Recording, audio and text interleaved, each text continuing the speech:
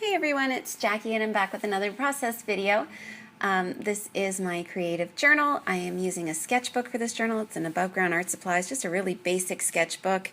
Been using this book since the beginning of June and it's about halfway full at this point, so it's probably going to carry me into July as well, so you'll be seeing it for a while. I do apologize for the glare in the video. It's something I just couldn't seem to manage today. So the pages I'm doing today, it's a 2-page spread about an event called Rib Fest that I went to with my husband and some friends. And it's a thing that they do in Toronto here once a year.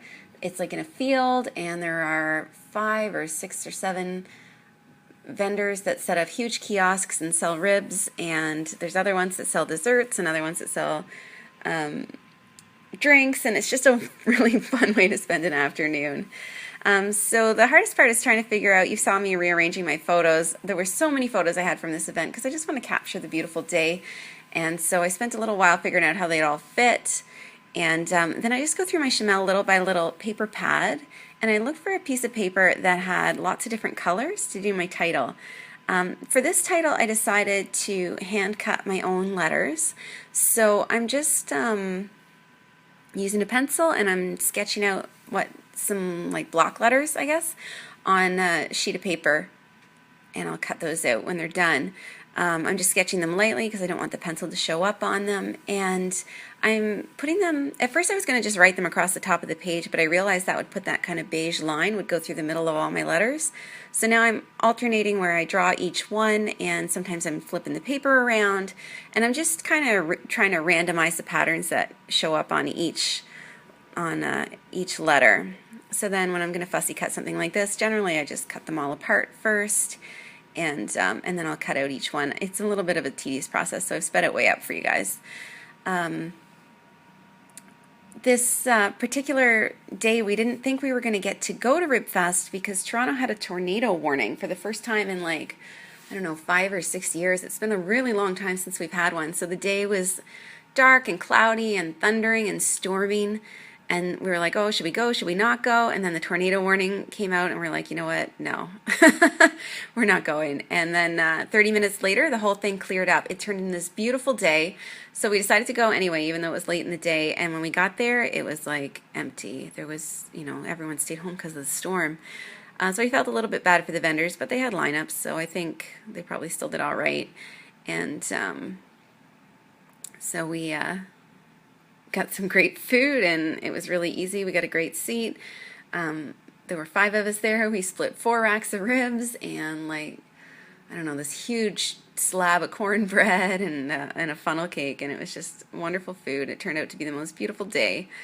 So you can see I've almost got my letters cut out here. It took a little while. I don't know, I like this kind of tedious fussy cutting, and I do love the way that these letters turned out. I think they have, I don't know, the hand cut quality of it. It really kind of captures, I think, the summer feeling. I don't know how to describe that. So then I just position them on my page and kind of figure out where they're going to go. And at this point, I'm starting to feel a little bit organized. I know where everything's going at least. And now it's just a question of sort of prettying it up. So I decided I'm going to throw a ton of washi tape on it. So I start going through my washi tapes and picking out colors that match. So I found like a plain pink one, a plain white one, or sorry, yellow one, one that was yellow and pink. I pick out a teal, a black, a blue, a red, and there's even like a little lavender color, and I managed to find one that matched that. The only one I couldn't match, there's like a beigey color in there, and I didn't have any tapes that color that weren't like vintage, and I didn't think they fit the theme.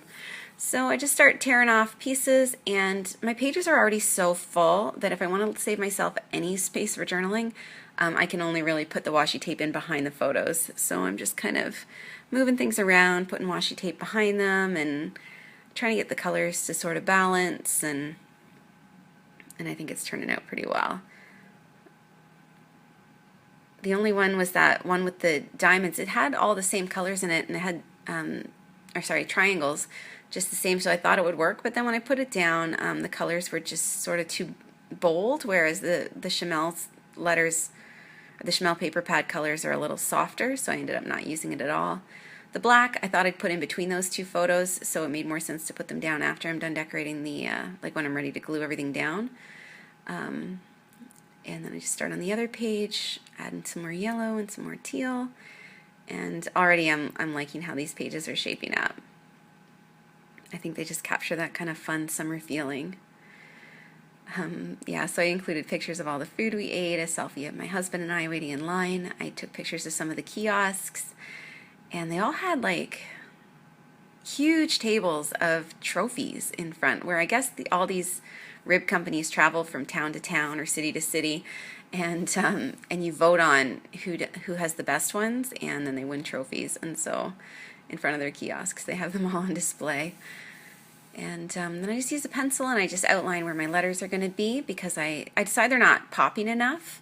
So I'm going to paint that part of the paper black behind them, and then I think they'll really pop. So then I just have to clear some things out of the way before I start painting, because I don't want to get I'm actually using ink, and I don't want to get ink on my photos.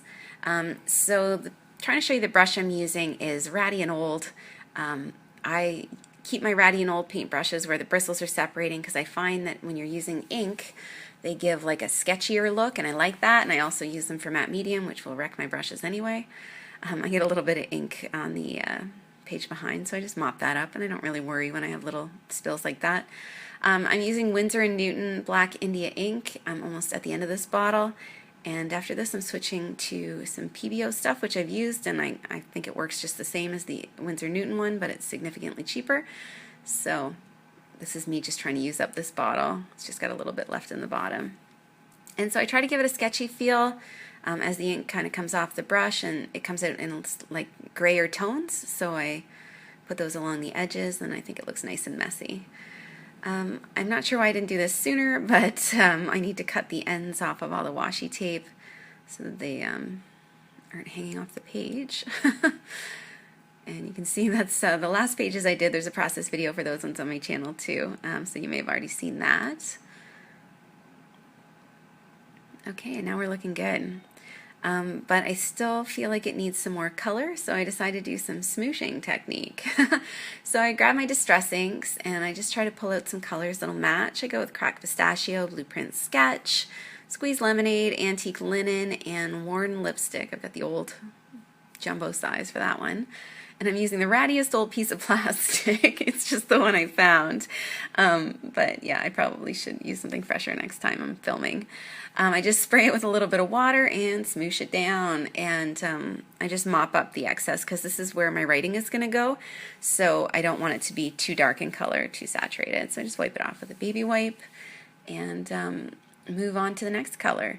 And I'm just going to put random color elements everywhere, and it's okay if they mix. Like distress inks in general mix into pretty colors. They don't muddy up too badly, I don't think. The Cracked Pistachio went on too pale, so I ended up doing a second layer of that one just to get a little bit brighter of color. And yeah, so I'll just add some more colors. I end up putting the blue on. The blue looks the nicest out of all of them, and then that gets completely covered up when I put the photos on.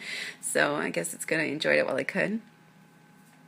And I just love to give a shout out to my Facebook group, Creative Journalers. Just want to thank you to everyone that's joined. We've got 150 members, and what I'm loving about it is that it's kind of made my one-way relationship with you guys on YouTube here into a two-way relationship.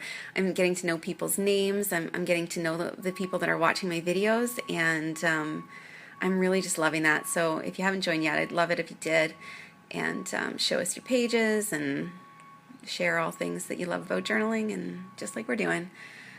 So got some antique linen distress ink on there. I didn't have any washi tapes to match it, but I had some ink, so I think that helped pull it together a lot. And now I feel like my spread is looking like something that the 80s spit out, which actually makes me really happy, because that's my favorite style era. I just love all the lines and the colors and the mess and the blacks and the brights, the way they go together. And then I just used my tape runner to stick down my letters. I started with the R first, and then I realized that if I want it spaced out well, I should, like, I wanted the T and the exclamation point on the other page, so it made more sense to start there. And then I start writing it down backwards instead, and it's okay if it doesn't go all the way to the end, but I just put down my letters to get an idea of where they're going to go, and then I end up sticking them down. In the end, I'm not totally happy with where the R ended up, since I did that first, but I tried to pull it off and it was fighting with me, and I decided in the end it wasn't worth trying to move it and risk damaging the pages. But I'm just loving how this background turned out. I love the hand cut letters. I just think they look really cool. And then the photos can go down, and I was smart and I took a picture of this before I pulled all the photos off so I can, because I wouldn't remember where they go. So now I know where they go from looking at the photo, and I just stick everything down. The photos I included, I wanted to include one of just the beautiful day, a selfie of my husband and I. We kind of got photo bombed because we took it in line, so I just cover that up with another picture, and that's of the booths. And I think that, oh yeah, I forgot to use the black tape. I ended up putting it somewhere different than I thought. But I thought this side of the page needed it to balance the black behind the writing. Yeah, and I think it's coming along at this point. I didn't save myself very much space to write, but I really do believe that a picture's worth 1,000 words. And I think I captured enough with these pictures that all I really had to do was write down who we went with, where it was, talk about the tornado warning, and I think that my, all my memories are captured there. So yeah, if I can take a photo, I do. A lot of people ask me how I print my photos. I use a Canon selfie printer, and I use an app called PicFrame to arrange multiple photos on one 4x6 sheet. I think the app costs $2. I can't remember. I got it years ago, and I've been using it ever since. And for example, to get those little square photos, I just put 6 photos on a 4x6, and they come out into these little, I think they're 2x2 squares. And to get the bigger pictures, I just put 2 on a 4x6, and they come out as 3x4s. And then I just go through and I want to add some little embellishments, so I go in my container of little bits, and I pull out some little pinwheels. I check out a sticker sheet at Summer Vibes by Simple Stories. And then I go through my tiny word stickers, which I keep in this little 4x6 album. I cut down all the sheets and I just tuck them in there. And I pull out a couple of summary words. There's a little kind of empty space in the middle of those photos, so I put a camera on it, and I put a sun there because it was such a sunny day. And I think that's all I use off of that sheet. And then I just put my tiny things on. Probably should have used glue for these, but my tape runner was handy, so I used it. I'm a little lazy sometimes when it comes to getting up and getting more supplies. And so yeah, I think little bits just bring it together, and tiny word stickers bring it together. They're just like the little details. Stamping brings it together. So those are steps that I take on a lot of my pages, just when they don't feel quite complete.